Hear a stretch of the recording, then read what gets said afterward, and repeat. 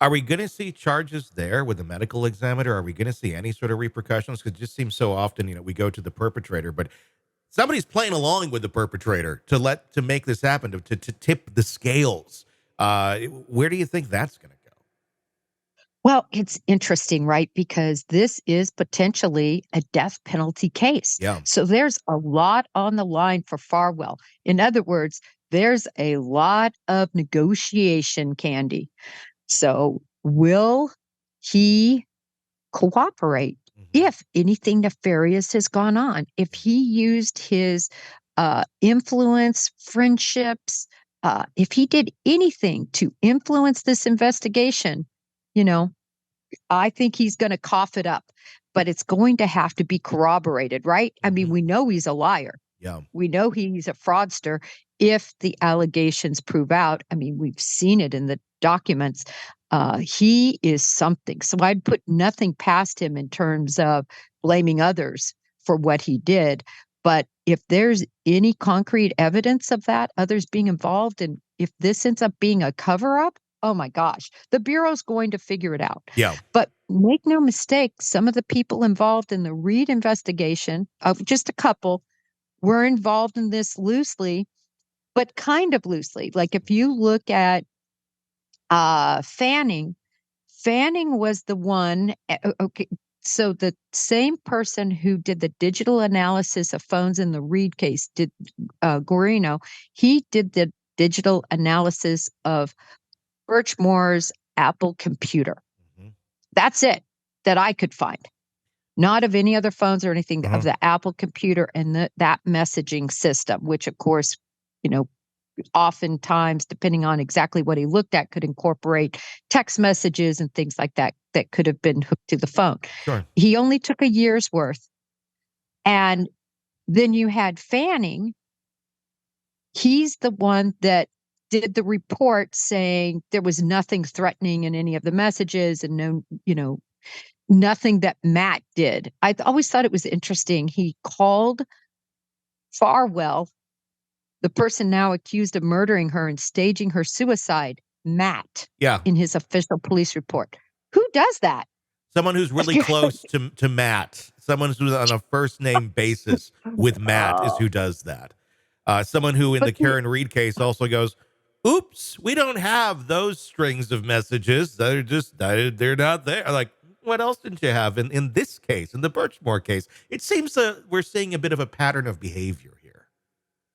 well, it looks terrible, but we do know that the federal authorities thanked very specifically the Massachusetts State Police. They thanked this, or yes, the Massachusetts State Police. They thank Stoughton, and they sent Fanning on the arrest. So, I mean, if they think he's a part of this, they're not going to have him be part of the arrest team, for heaven's sakes. You'd think So, not, but maybe they just don't know enough yet. Maybe they still need to get into some more information. I don't know. I mean, I don't know. There just seems to be a lot of weird corruption going on in this part of the country with their police departments. yeah, we'll see. I've always said this is incompetence Mm-hmm. mimics corruption. Sure. And people always want to jump to the corruption. Oh, see, they're corrupt. No, maybe that ME, I think I've possibly shared this story. One instance when I went to an autopsy, the ME was talking on the phone the entire time to his lover. He was married, about hooking up. He forgot his camera. I had to run to the FBI office to get a camera. He was so ill situated because he had his phone on his shoulder. He was asking me to like help weigh the organs. I was taking notes for him because he was so caught up in this phone call. I was so angry about that. The person that I was dealing with in this case had a broken mandible, which is hard. And he ended up coming up with the conclusion that he was unsure whether it was a homicide or not. I couldn't believe it. So I actually ordered another autopsy from another ME because he was so incompetent and terrible. So for people who think that these MEs are their word is the bottom line. Yeah. Just look at the Greenberg case. Yes. 20 stab wounds, 10 to the posterior part, a huge gash in her head. Oh, that's now a suicide. So, Yeah, that it turned. Wouldn't it be shocking if the ME is the same ME for that one? I know it's not, but it's like, oh, by the way, oh, it did Ellen Greenberg's too. Like, oh, you're a good one. Oh, this is going to be fascinating to watch, and to see, what lives are changed here, and what sort of corruption is called out and truth to power is brought against it. It just, I was shocked when I heard about this one, but it looks like there's some corruption going on. well, Tony, I want to say this really quick. To make an alignment, though, between the facts and Mhm. circumstances of Sandra Birchmore's case and Karen Reed's case is an absolute adulteration Mhm. of what Birchmore went through. Sure. The fact that she was likely murdered, that suicide was staged, every totally different deal, totally different Yep. department, different perpetrator, totally different set of circumstances. And to take a brush and say somehow Karen Reed is like Birchmore is just No.